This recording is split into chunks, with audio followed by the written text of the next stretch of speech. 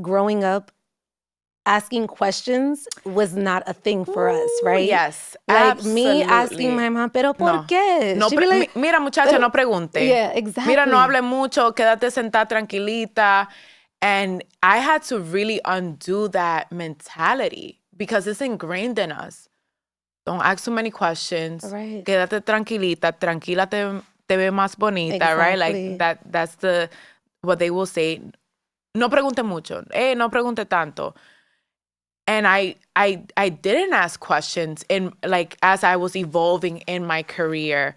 I wasn't asking questions. So I was like doing double the work behind the scenes, right. Googling, taking classes. And I'm not saying that didn't prepare me for this moment, but I worked 3 times as hard for something that I could have just been like, I have a question.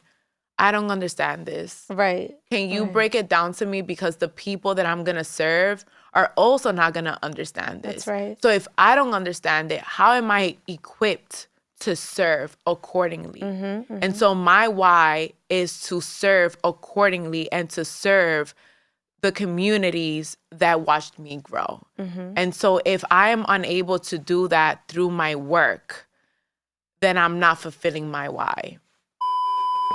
Oh my gracious. Even back in high school, Jennifer inspired more than Y cambié la imagen por vender discos. Come on, shake your body, baby, do that conga.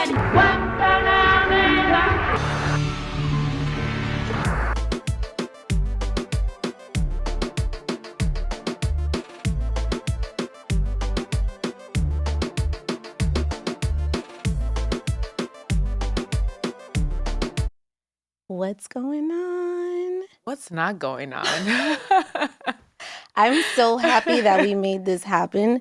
We've been going back and forth for like a year. A year? No way. Yes. A year? It's been a year. Really? Yes. Oh my God. But we're here. Do Eso es lo que cuenta. Do you remember when I first met you? Oh, okay. Oh my God. No way. So it was... Okay, remind me. Okay, Remy dinner. Yes. Rose is that part. Rose. You telling people my spot. But that's when yes. So here's the tea. Okay. Here's the tea.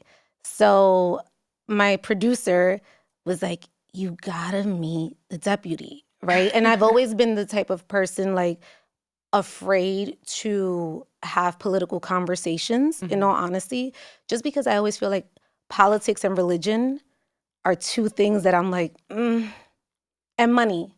Those are my 3 things. We'll get into it, which is why I got into politics. Yeah. Because I felt exactly how you feel about politics. So in all honesty, I was actually afraid to interview you. No way. Because I'm like, well, what am I going to ask her? I don't want to sound crazy. Like, I'm not well versed in that. And then she's like, no, you have to meet her. And then all of a sudden, I get invited to dinner and I see you and I'm like, oh my God, that's the deputy.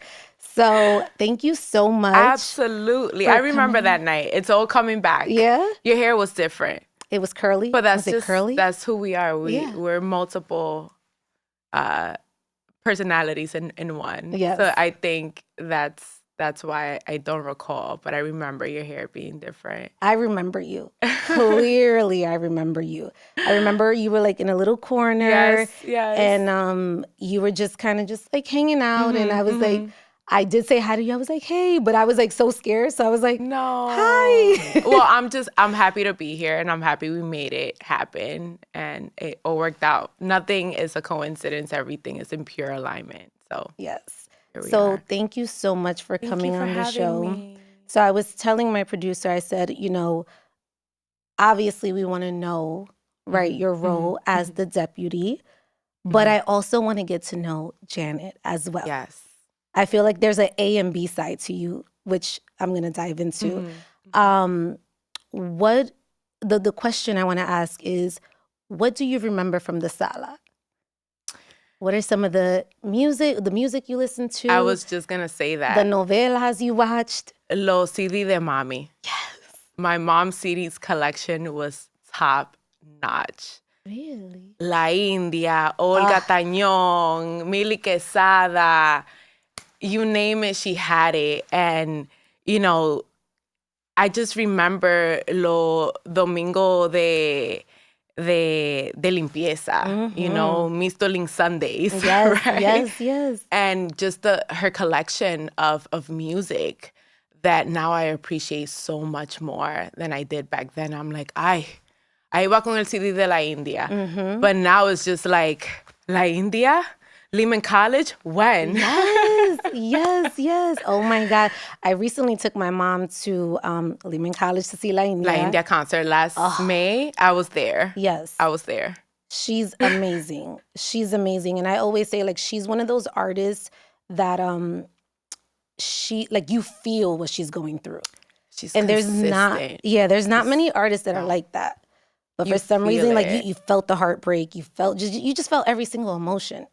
And I think in life, because of my mom's CD collection, there is always a song for that moment, for that season. Yeah. And it was in La Sala that I was able to define or prepare for the seasons that were lying ahead. So that's what I remember. What is your song for the moment, like right now? My song for the moment. There's so many. Right now, I'm very much into worship music. Nice. So Maverick City, tribal music. And for this season, one of my favorite songs is New Wine. And in that song, basically what the choir is saying is asking God to make new wine out of them in this season.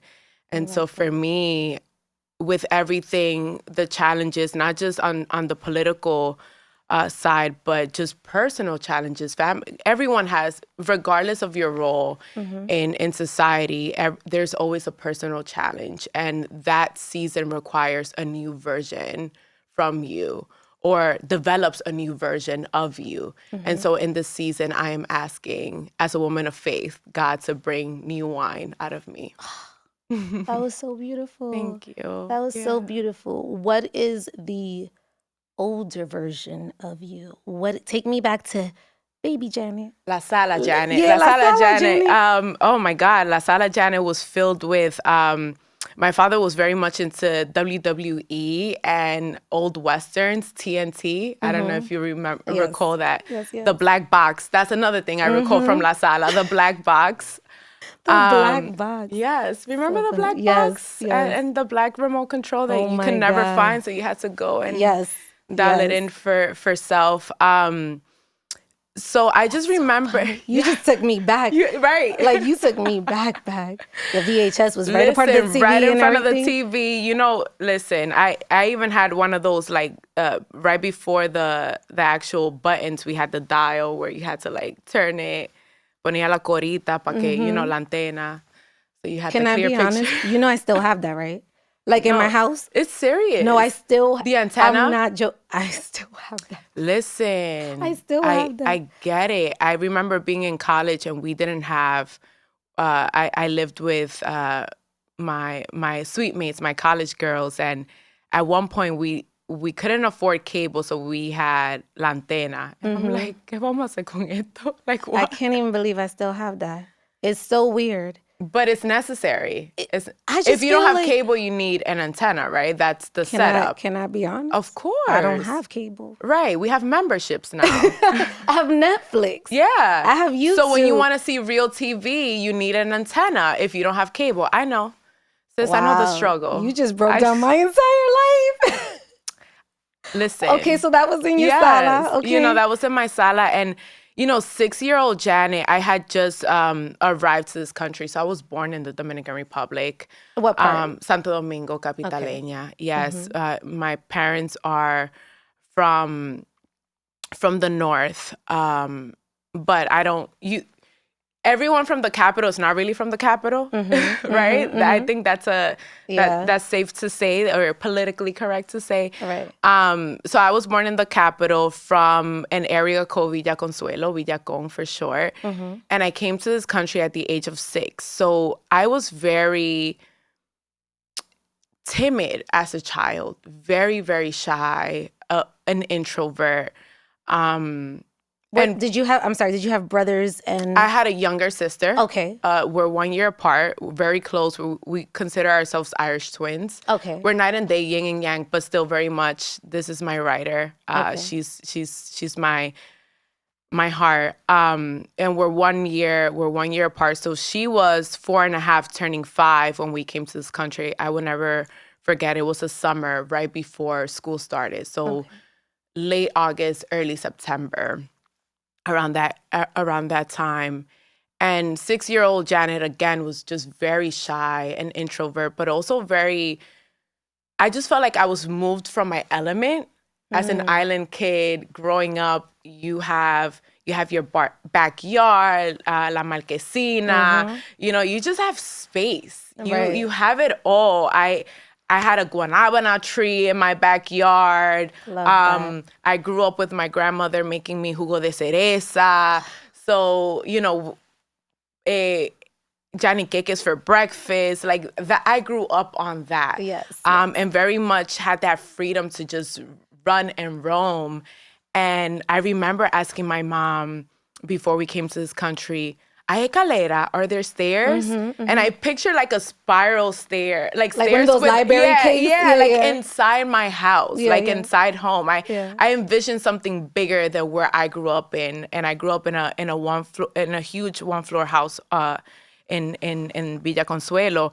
So I was just like, if we're going to New York, it has to be better and bigger than this. It has to be. So you had this dream of so you already saw Times Square. Yeah, you saw the lights. Was just like, it's the lights, it's en la casa con escaleras, and I'm gonna have my own room, and like, it has to be bigger than this, because everyone around me as a kid will always say like, oh, tú te vas para Nueva York, like you're going to New York, like it was this grand thing, and I like, you're so lucky, you're so fortunate. And I'm not saying that I'm not, but I envisioned something so much greater than what I've already experienced. So coming in to a small 2-bedroom apartment where I couldn't run. No, aquí no se puede brincar. You can't run around. You can't. What you mean I can't run and I can't jump? Because people live downstairs, like, how? And the stairs were the stairs to the building. It was the walk up. She wasn't wrong. She wasn't lying to me. But that's not what I envisioned. So here's a kid that's coming from running around, roaming around, knowing her neighbors, knowing every single person within her vicinity. Lo vecino eran tío, growing up in that, and then coming into a place where you can run, you can jump, you can talk to strangers. No hable, no mire. Si te preguntan algo, calladita. And it was this immediate kind of like suppression. Like a culture shock almost, yeah, right? Culture shock for sure, but also I felt a suppression of expression in that moment of, I can't trust anyone, but back home, I was able to trust everyone. Like everyone played a role in my upbringing back in the island. And that to me was very shocking. So because I had that immediate culture shock, to your point, I just became very like closed in. I was like, okay, I can't be this, so I have to be this. And that created a lot of anxiety for this 6-year-old who now had to figure it out in this place where she doesn't know anyone. She can't trust anyone. She can't run. She can't jump as a 6-year-old. So that does something to children. And so my heart does go out to, to the younger generations, to the younger kids that are coming into a country that they're unfamiliar with. And there wasn't like a smooth kind of like transition. It was just de aquí para allá. Right. Very, very immediate. So I carried that with me for a really long time. What do you feel like your sister had the same experience? Because sometimes sisters, they have like a whole different. Homegirl was different. My sisters are all different. The second child is very much like, she was still jumping. Right. She was still crawling up the walls. She was not as. I understood what my mom was telling me in that moment. But I think the second child is always very free. Like, all right, she got it, but I'm still gonna climb these walls. But I wonder, I don't think I've stopped to ask that question. But I love that about her. I love that she was able to be, and maybe it was the age difference. A 4.5-year-old is very different from a 6-year-old. Right. Maybe in that moment she's just like, I'm a kid, and I'm gonna get in trouble regardless. Right. Where I'm just like, okay, mom, I understand. Yeah. What are some of the conversations that you had with your mom during this time? Like, did you ever ask her, like, where are we going from here? Like, why are we here? What are we doing? What's our next move? I will always ask, when are we going home? I would always ask, when are we going home? Because home for me was Santo Domingo. Like, that was home. All my cousins were there. And to be fully transparent, my entire family from my maternal side is still there. Okay. My father's side, they were already established in the United States, and they were already living their own lives and careers and profession, and very much disconnected from the immigrant experience because they've already experienced it long ago. Whereas for my mom, she was the first from her family to get up and leave. Right. And she actually arrived first. So we were in the Dominican Republic, during that time, the immigration process and everything in between took some time. So she arrived first, and there was a 1.5 years of transition where she was working towards ensuring that we were able to come after. So that's what I would tell her. When are we going back home? And I know that from what I recall, it was very much like, Mama, this is home. Estamos aquí. And y valor contra temor is something that she always tells me, and that's something that my grandmother will always tell us, valor contra temor, like just to have courage over fear. And that literally, I think that transition or that immediate culture shock left a lasting impact in my life, and which is why I'm doing the work that I'm doing today. Well, I want you to take me through the journey, because I'm curious to know, what was school like for you? Like, what was that experience? I went to public school my entire life. I went to public school, and again, I was 6 years old, so that was first grade. So I went to first grade school in the Bronx. Didn't know how to speak the language. I will never forget. My mom made like a little tag, first, last name, address, and like emergency contact. Like if you're in the airplane, right. Because I didn't speak the language, and I was going into a school where la pobre, her mentality was probably like, she's gonna get lost, but if they find her, it's okay. She has a little tag. Right. That's cute. That's cute. My mom didn't give me the tag, and I grew up like not speaking English. So when I went to school, there was no tag. I was like, she just threw me in the wolves. Yeah, like, it was just like it was like thrown in the fire, and that's our upbringing. It's just like te tiran and figure it out. Like my father would have this saying, like, si no nada te ahoga, is sink or swim. It was that sink or swim mentality. And so I went to public school my entire life. I went to public school for undergrad as well. And I went to school in our neighborhoods, in the neighborhoods that we grew up in, with kids from our neighborhoods. There was never, I grew up in the system in the 90s, and that was a really tough time for public school. I remember lack of resources that was prominent throughout the entire DOE public school system, where we were sharing textbooks. Yes, I remember sharing textbooks or wrapping up your textbook, book covers. Oh my God, covers, brown book covers. Yes, for the sure. Brown book covers. The brown book covers, because I couldn't afford to buy like real book covers. Like the new book. Exactly. So you get the used one. So you get the used one, and you have to cover them because you have to preserve them. Oh my God. That was very much my education. Wow. Yeah. Did you like school? It was a great area for me. Okay. It was a great area. My report cards will always be, She has potential, but she's very talkative. Oh, you had the talks too much on your report card? I remember seeing that word, talkative. What does that even mean? Yes. Oh my God. Yes. And, you know, there were subjects that I just truly loved, and social studies was one of them. That was my favorite subject. That was my favorite that was subject. my favorite subject. Because I understood it. It was a subject that it just clicked for me. I understood.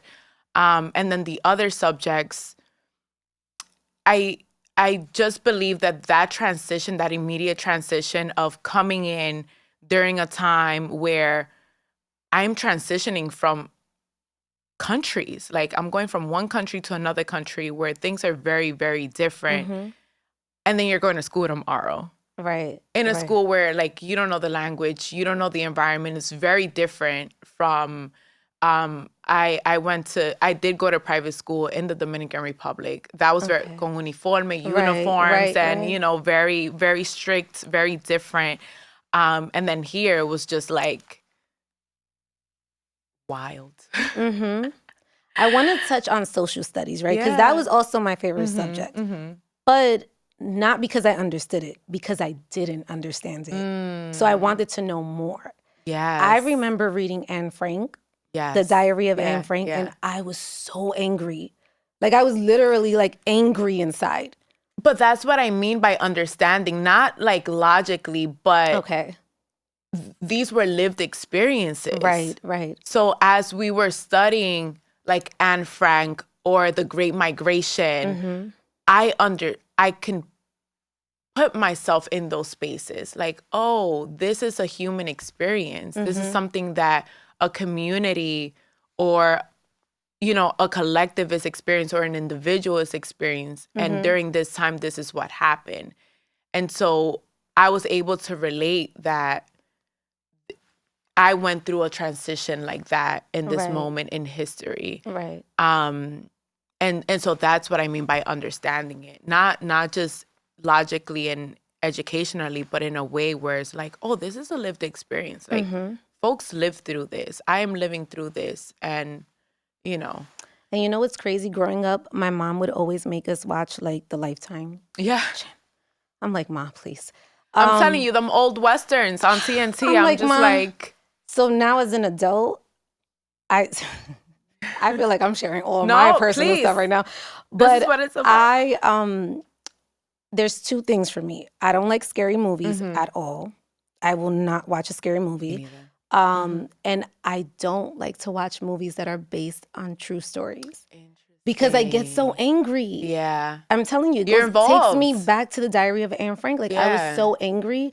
And I wonder for you, if you had the same perspective in the sense of, I was so angry that I felt like, okay, how can we change this Absolutely. now? Like, how do we how do we take this as a case study and then change it to something else? Exactly it. That is exactly it. Especially when we touch upon Africana studies and the triangular trade and the African slave trade and Jim Crow. I went to a high school in Harlem, Frederick Douglass Academy 1, where the emphasis was on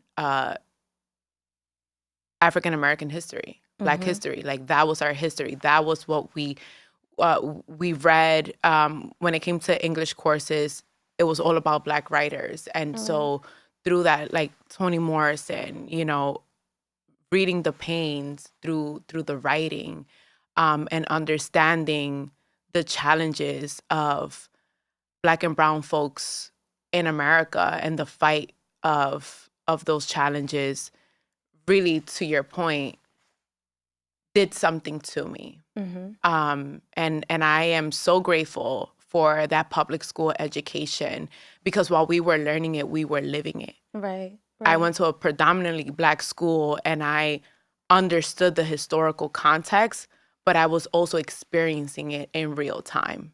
We had my graduating class, and I don't ever get tired whenever I have a platform like this one. I always amplify it. My graduating class in Frederick Douglass had the highest Black male graduation class in the history of New York. Oh, wow. And that was never, I think there was one news article, and that wasn't something that was covered. And in that same class, we had multiple Black students that got into Ivy League schools, full ride. Never read about that. But if there was a murder in the Polo Grounds or a shootout, that was all over the news. And our teachers really drilled it into us that like this is what America wants of us, Right. to share those narratives, but they will never amplify that we had a like nationally recognized debate team. Again, we had students that were getting into Harvard and Yale full ride scholarships. Never happens in the history of New York. It was happening in this school on top of the 3 train on 149th and Adam Clayton Powell Boulevard, right across the street from NYCHA complexes. Those stories were not being amplified or covered. And it was that same anger and that same pain that really funneled or created this purpose within me to say, well, this is not right. And we see that reflect in the borough of the Bronx. Our narrative, oh, you're from the Bronx? Nah, we're good. We ain't going over there. You from where? Oh, nah. And it's that narrative. When you look at the people of the Bronx, when you look up the history of the borough of the Bronx, first off, we're the only borough out of the 5 boroughs that's connected to the mainland of the United States of America. Talk about it. I love stuff like Listen, this. Please let's get into it. Because I live in the Bronx. Yes. It's honestly, I live in the Bronx, and I have a friend. I'm not even going to say his name. I'm not going to put him on blast like that. But he's always saying, he puts on Instagram like these memes of the Bronx, and he'll put like rats and this, and it bothers me so much. I hope it's not your NYC. Is it? No. Okay. But I blocked him. He's my friend in real life, and I blocked him. No, sometimes you have to block out the noise because that's the same narrative that they're sound bites and people pick up because it's just easier to consume. So again, let's get into it. The borough of the Bronx, the only borough that's connected to the mainland, the birthplace of hip hop, the largest music genre in the entire globe, I may say, right? Yes, we know that in the United States, but like everyone listens to hip hop across. It doesn't matter. It crosses all borders, culture, languages, etc. The birthplace of salsa, right? We have the largest parkland in the city of New York. We have there are beautiful parks. Everyone talks about Central Park. Have you been to Van Cortlandt? Have you been to Crotona Park? You don't know a park until you've been in the weeds of real parks, okay? There is so much vibrancy and beauty. We're the home of the Yankees, Babe Ruth, there's so much culture, there's so much vibrancy, yet we accomplish all of those things while still being the poorest borough in the nation. But it's that grit that creates beauty. And so growing up, experiencing what I experienced in high school and having teachers that were so dedicated to amplifying our talents and supporting us and making sure that Black and brown students were heard and seen for who they truly are. Because when you give us resources, we know how to make $1 out of 15 cents because it's been our upbringing. It's been our story. It's been ingrained in us to si no nada te ahoga, that mentality of just figuring it out from nothing. So when you give us something, not only are we going to make something out of it, but it's going to boom, it's going to pop. That's right. And that's the story of the Bronx. And so for me, it was being a part of that change, but also it's not about changing the narrative because there's beauty there. Right. But no one's talking about it. No one's telling it. No one's amplifying it. Well, why do you think that? Why do you think the Bronx gets such a bad rep? I think it's because folks are afraid of our potential. I genuinely feel like that is what it is. You're afraid of our potential. We have so much in abundance. And if you give someone that's so talented, that's so gifted, too much, then what? You got to be ready for that.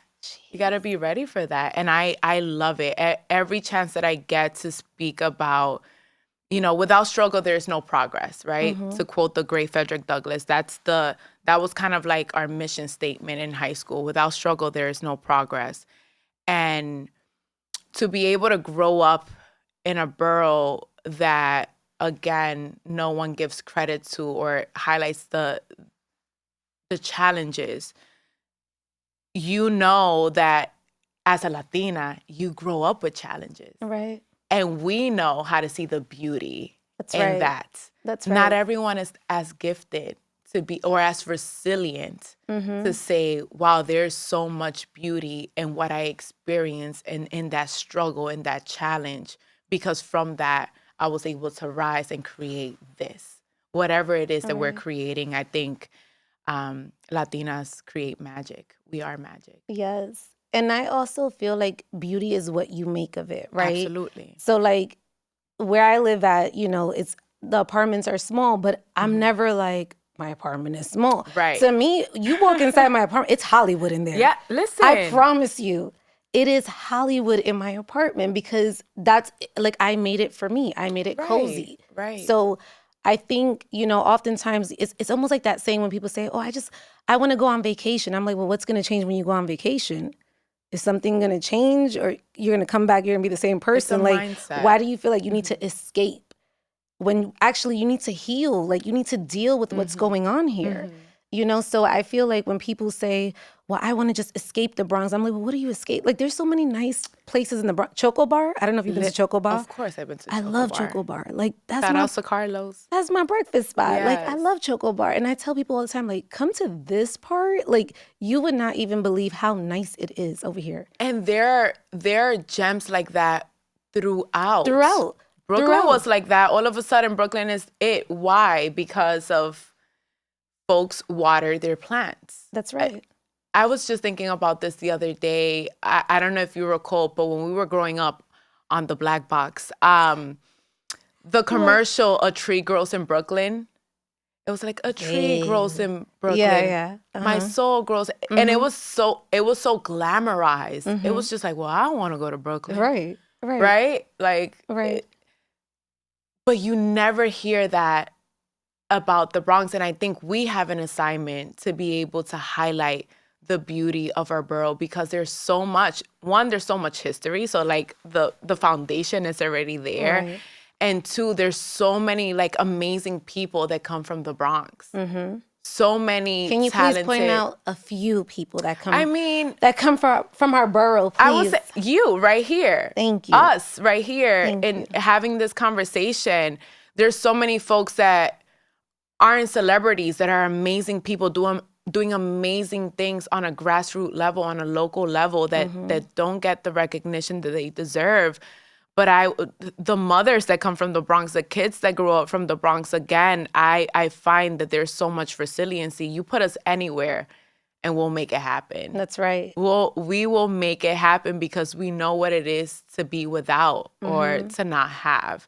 And so I'm always encouraging, all of my friends, no shade to my friends that are going to hear this later on, but their goal was always to like get out of the Bronx. Like, nah, I got to get out. And I'm always just like, nah, like I want to stay. My husband and I, we are here and we want to raise our kids in the Bronx. I don't see myself. I tried it. I tried moving out and I was just like, I can't get a butter roll here. I can't get a cafecito on my way to work. I could still get my cafecito for $1 in the Bronx. You know what I mean? A butter roll and a cafecito and you're good to go. You're on the road. And, for some time I moved to Westchester, no shade to Westchester County, but I couldn't get that. Right. And I just felt very much out of place. And to your point, there's so many beautiful areas the Bronx Zoo. The Bronx Zoo. We have the botanical gardens. We have anchor institutions. Again, Van Cortlandt Park is a beautiful park. Crotona Park is a beautiful park. If you've been to Riverdale, like it's beautiful up there as well. Kingsbridge, we have the Kingsbridge Armory that I don't get tired. It's one of my projects in my official capacity, but that's the largest armory in the United States.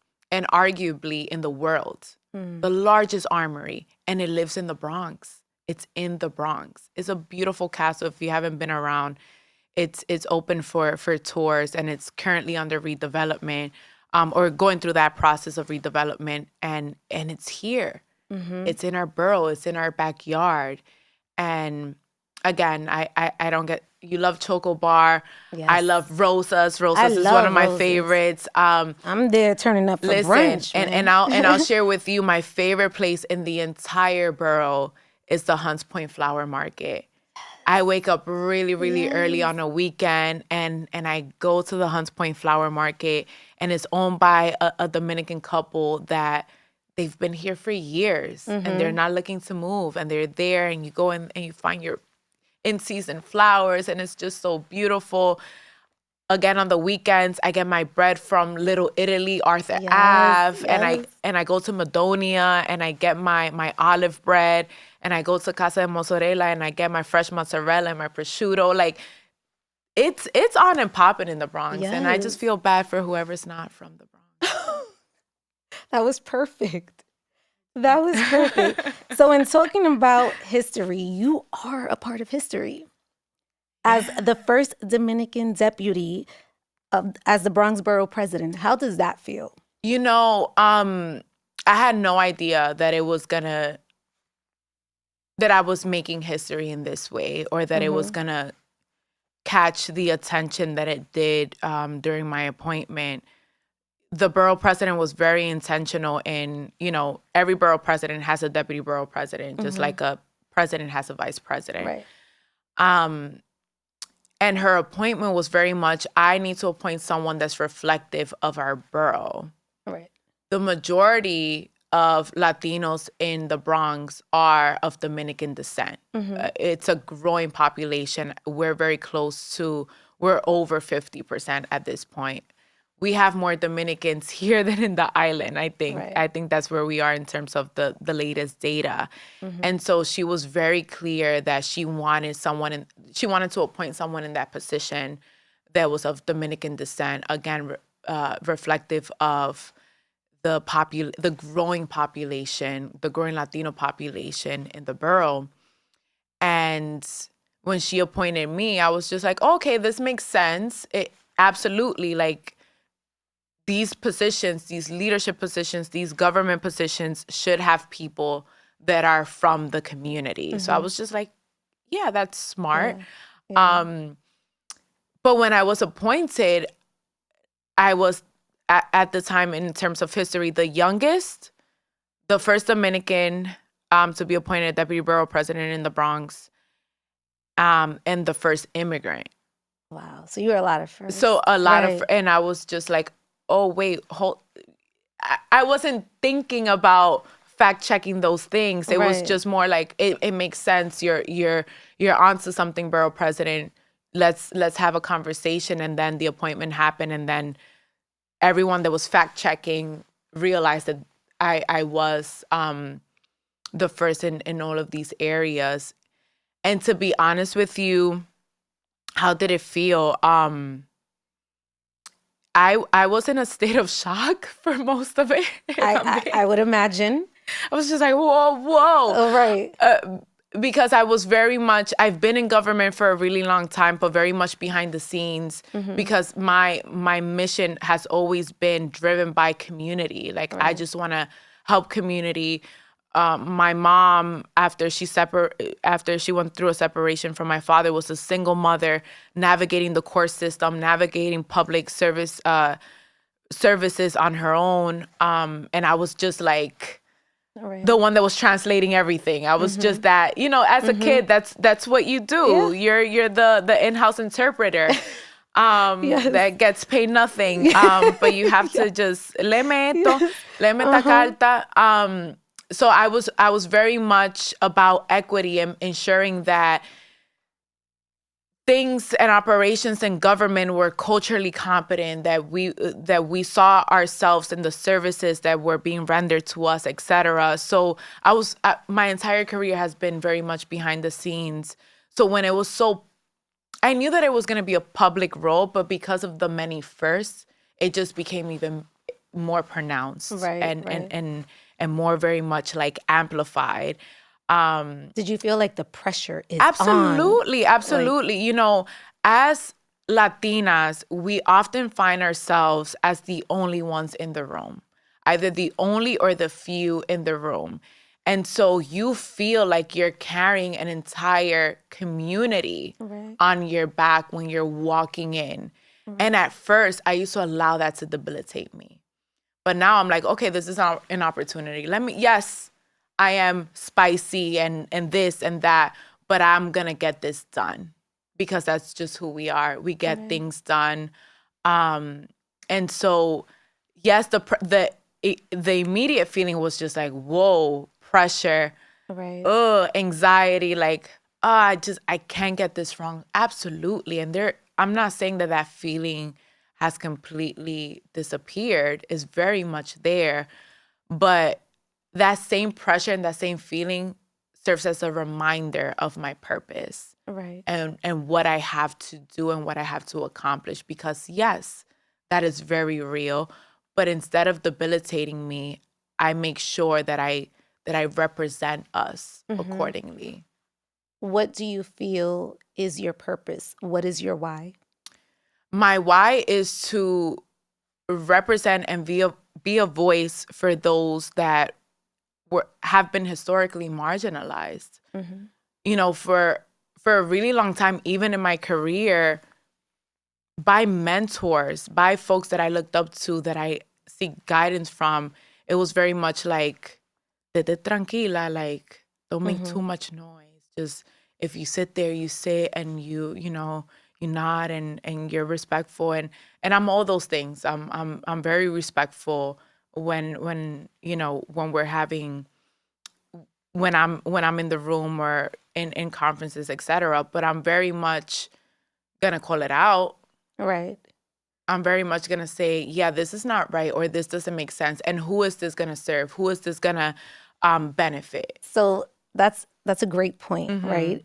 Growing up, asking questions was not a thing for us, right? Yes, Like absolutely. me asking my mom, pero ¿por qué? No, She'd be like, mira, muchacha, no pregunte. yeah, exactly. Mira, no hable mucho, quédate sentada tranquilita. And I had to really undo that mentality because it's ingrained in us. Don't ask too many questions. Right. Quédate tranquilita. Tranquila te ve más bonita, right? Exactly. Like that's what they will say. No pregunte mucho. No pregunte tanto. And I didn't ask questions in, like, as I was evolving in my career. I wasn't asking questions. So I was like doing double the work behind the scenes, Right. Googling, taking classes. And I'm not saying that didn't prepare me for this moment, but I worked 3 times as hard for something that I could have just been like, I have a question. I don't understand this. Right. Can you break it down to me? Because the people that I'm going to serve are also not going to understand this. That's right. So if I don't understand it, how am I equipped to serve accordingly? And so my why is to serve accordingly and to serve the communities that watched me grow. And so if I am unable to do that through my work, then I'm not fulfilling my why. Where did you first see this model in terms of like politics in your upbringing? Because I always feel like when you are something, when you have a certain career, you may have seen it. Maybe it was a family member, a aunt. It was the lack. It was the lack. Okay. It was very much, las mujeres no están en política.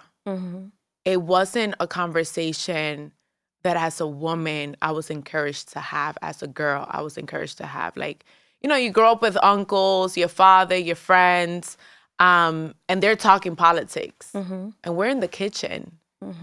We're not a part of those conversations. And I was like, although I was very reserved and an introvert, I was also very much like, I would challenge things. Right. And I was very much, I want to be a part of those conversations, but why not? Why can't I sit there and listen to those conversations? And also growing up,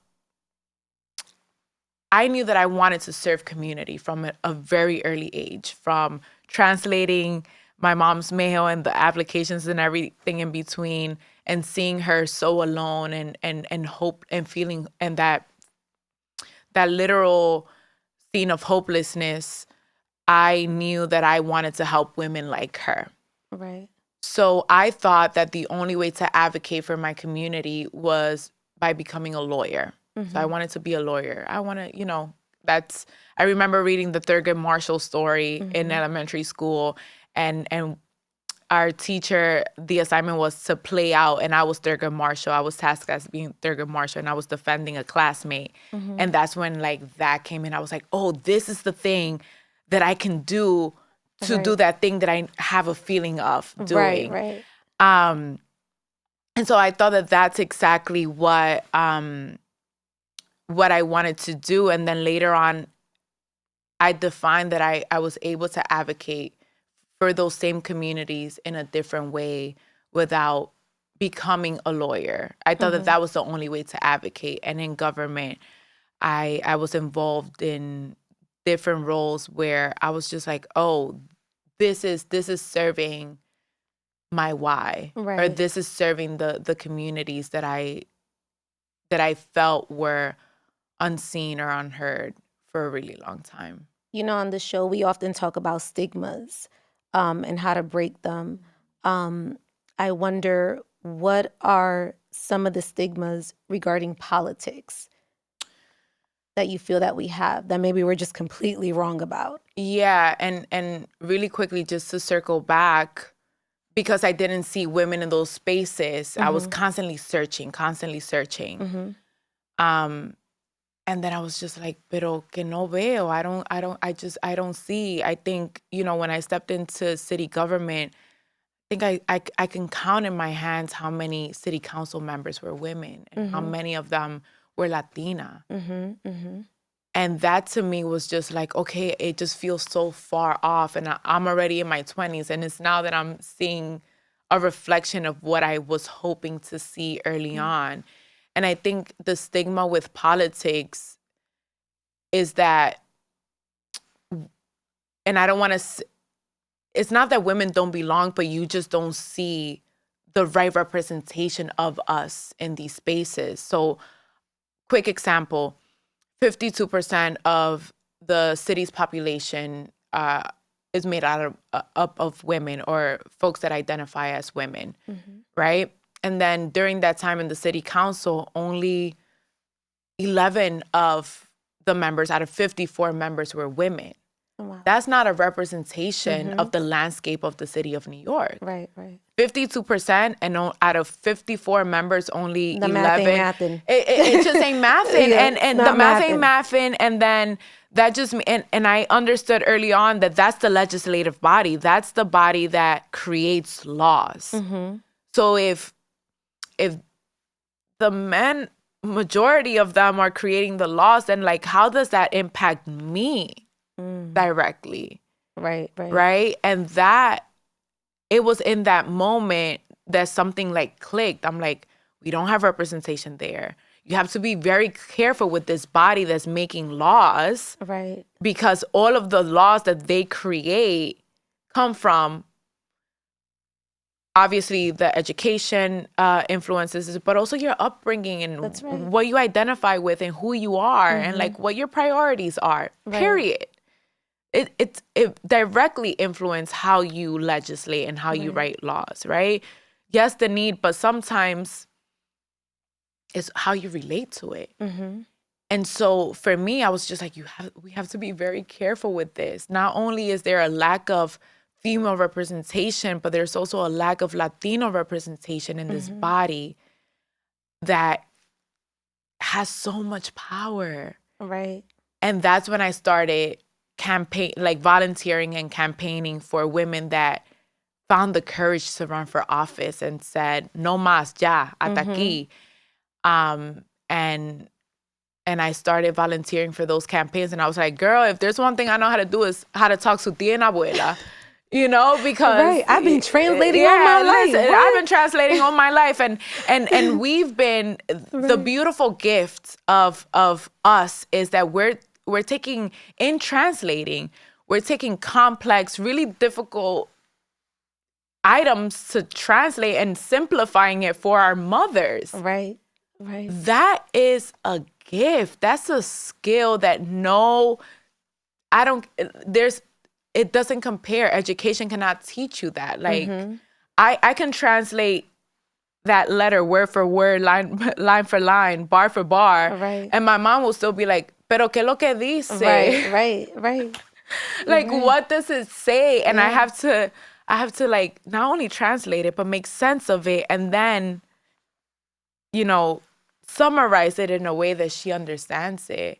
And that's a beautiful skill set to have. At first, you're just like, pero mommy, and now I'm just like, thank you, ma. Thank you so much for in a state of translation, right? And I also want to be respectful of your time, because I know the time is ticking for us. But how do you translate the power of voting and what that means to someone who doesn't understand? I love and that I'm going to question. say even myself, right? Because when you think of voting, you're only thinking president, Yep. vice president. I love That's this it. question. So break this down for me. Thank you so much for asking. Thank you so much, because I've dedicated, even before having that awakening of like the city council, and I'm like, oh my God, this is so dangerous. But even prior to that, I will walk my mom through, before I was eligible to vote, I will walk her, like we will get the Vote NYC pamphlets at home, and I will walk her through the candidates. And I'm like, mira, mami, esto, porque él es de esto, y ella, etc. What we need to consider, and I get it, we're tired, there's voting fatigue. That's very real, because there's an election like every other half a year. You're like, but didn't I just vote? There's such a strong focus on the presidential race, and I get it. That's the chief of the land, and it's important that we choose who they are.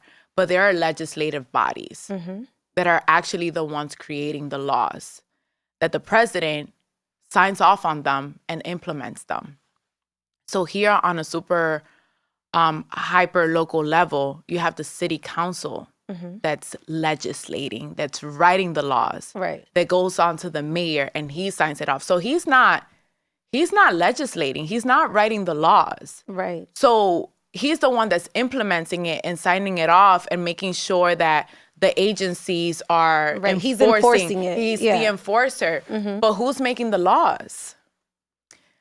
The lines for the city council races are not the lines that we see for the mayoral race. And now they're making it so much simpler, where it's just like, it's a one and done, which is fine, but there's still other races on a state level. You have the Senate and the Assembly.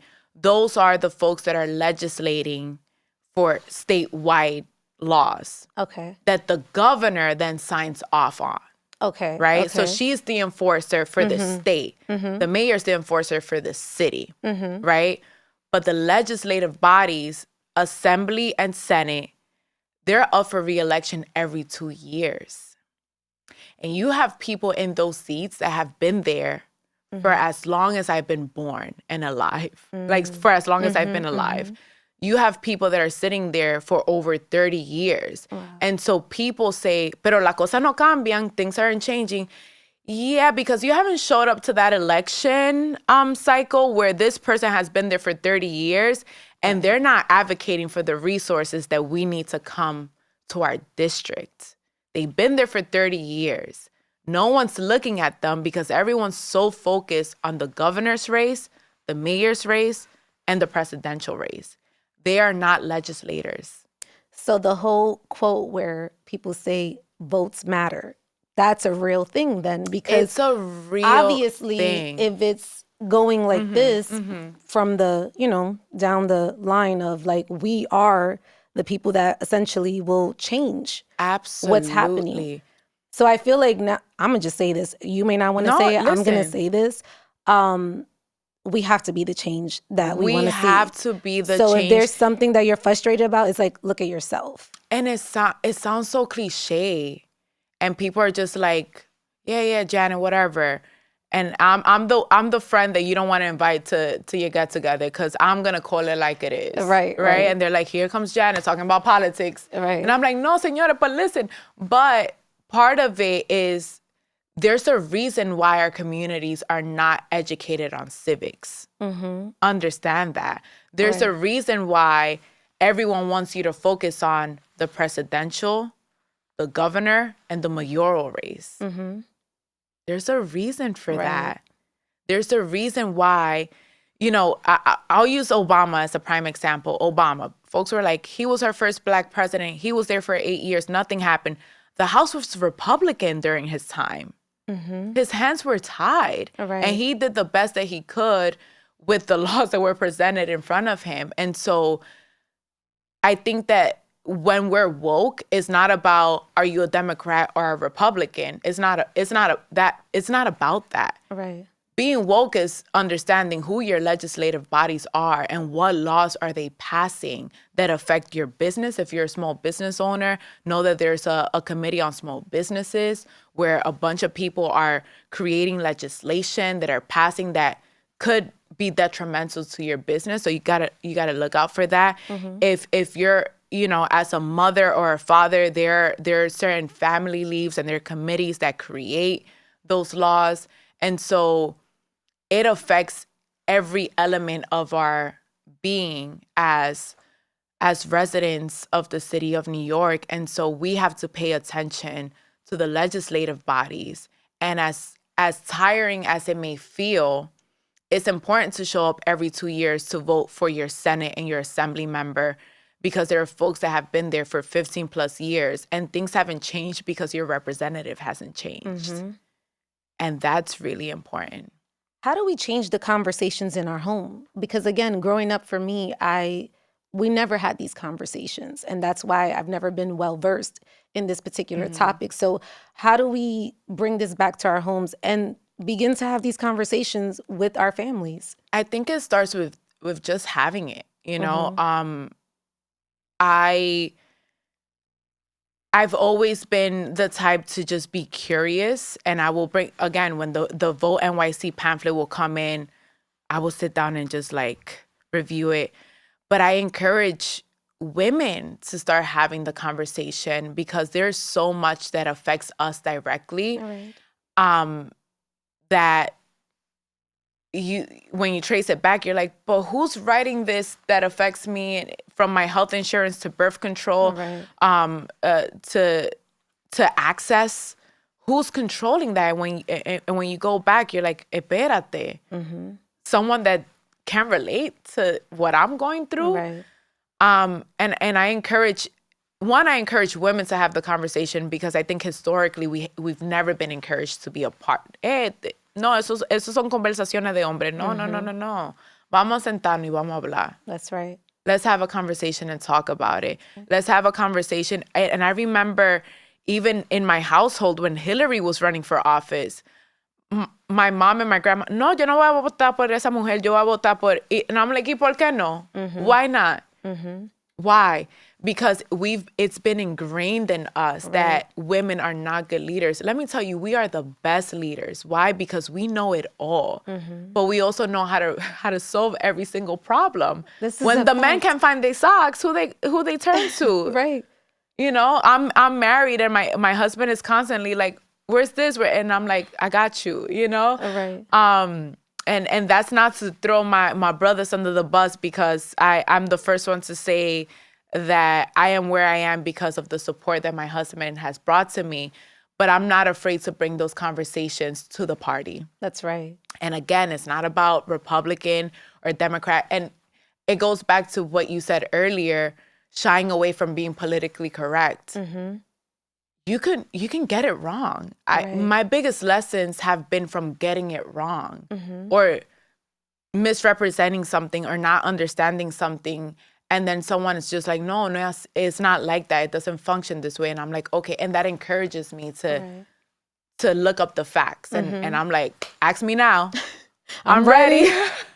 I'm ready. I wonder, what do you feel needs to change? I'm sure there's a lot of changes that still need to happen. But specifically in the Bronx, what do you want to see change, like immediate change? Immediate change is I'm not going to say that it's a fairy tale because it's not. It very much can be accomplished. But what I do want to see change is the ecosystem of economic development within our borough. We have a ton of healthcare disparities, housing disparities, you name it, we have it.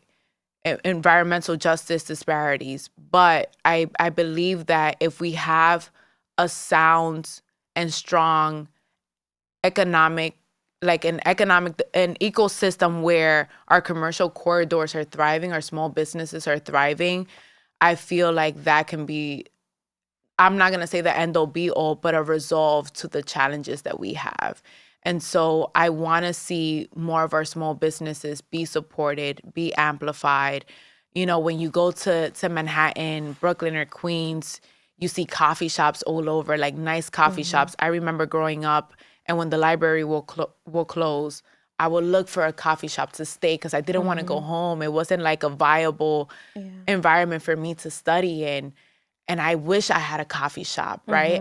And we, as residents of our borough, should be supporting like the up and coming coffee shops so that we can have these viable, beautiful small businesses to serve as a resource, as safe spaces for our borough. What's next? Like, what's coming up next for the Bronx? Like, what can we look forward to?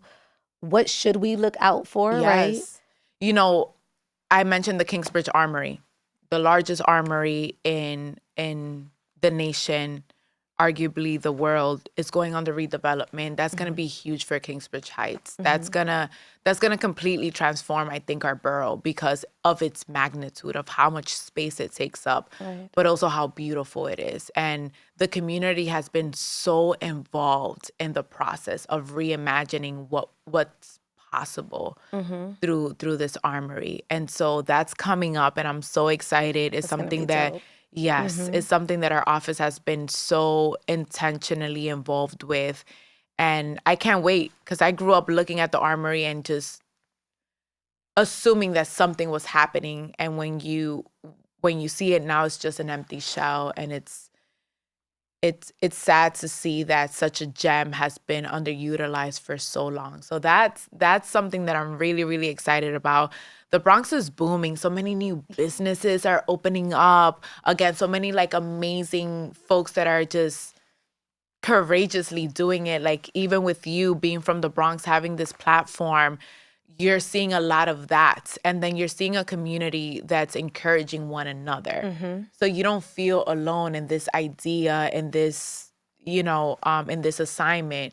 You see folks like, we're in the struggle, but we're in it together. And what can I do to amplify your business? What can you do to, support me? And you're seeing that relationship kind of like grow and grow in fellowship. And it's been so beautiful to see and experience.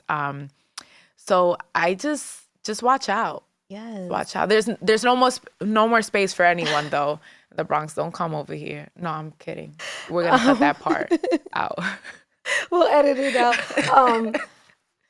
Last question before we go into the rapid fire questions is, what will you tell 4-year-old, 5-year-old, maybe even 6-year-old Janet? That's a beautiful question. To just keep doing everything from the heart. Just stay true to yourself. Stay the course.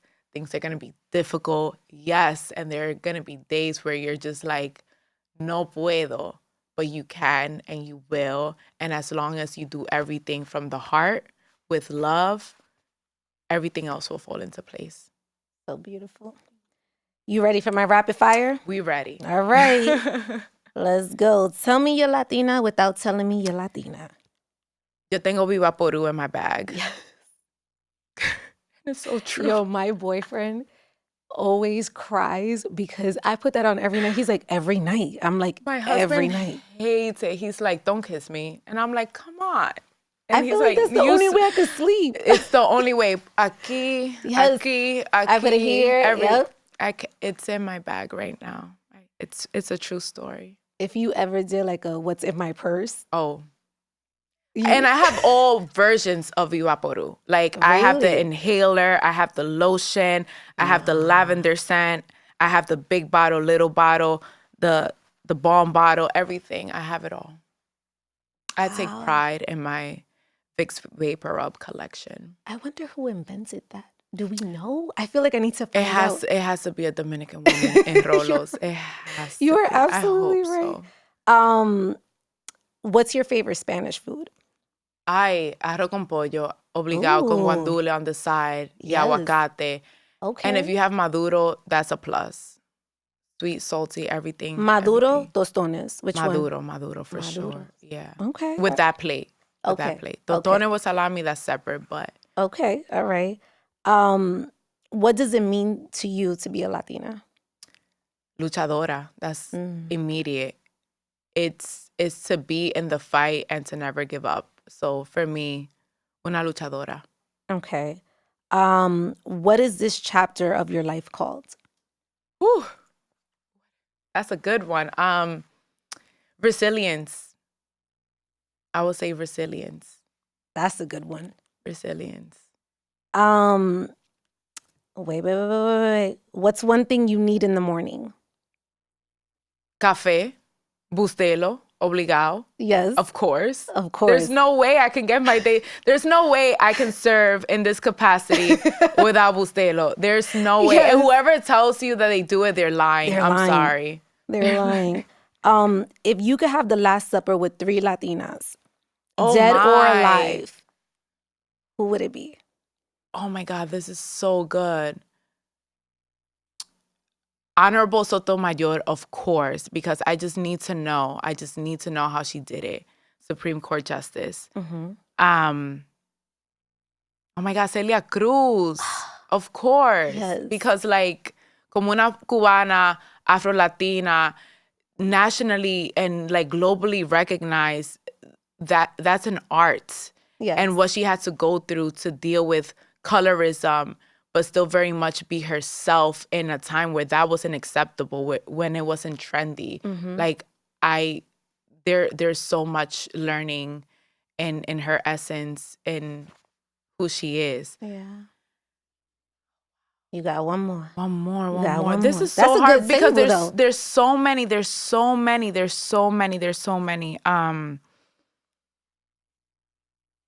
my gosh. And I was also say La India because again, I'm like going to that. I already bought my concert tickets. Yeah. Like 2 months ago. Yeah. Because again, when you create art like that, the experience that led you to that creation, I just need to I need to be a part of her learnings. And she still looks like La India from the 90s. Mm-hmm. How sway. And she moves. And she like and her crazy. vocals consistent. Yes. It's just Yes. again, that's such a hard question because there's so many of us in spaces that again were not historically made for us, where we broke so many barriers, still made it and became the best at it. And so shout outs to my Latinas. Yes. For real. And wait, last one. Finish this sentence. Growing Up Latina is? Growing Up Latina is amazing. Growing Up Latina is unique. Growing Up Latina is amazing. Growing Up Latina is a celebration. And it is filled with so much at once. Sadness, happiness, fear, courage. It's so much, but it's so amazing because there's nothing you can put in front of me that I can't figure out.